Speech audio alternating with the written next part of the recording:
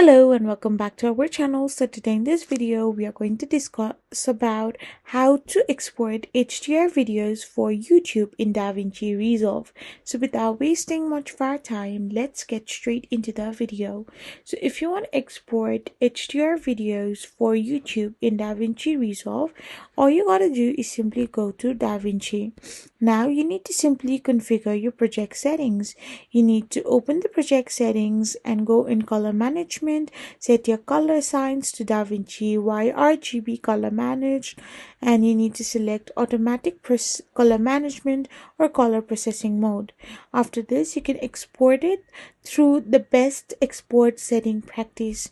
You can go and tap on the format like QuickTime or MP4, choose your codec, encode your profile, and export at 4K.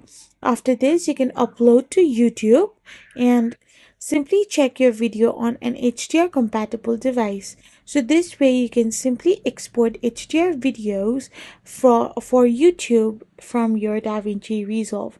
I hope you found this video helpful. So don't forget to hit that subscribe button and do give us a thumbs up. We will be back again with more informative videos. Thank you for watching.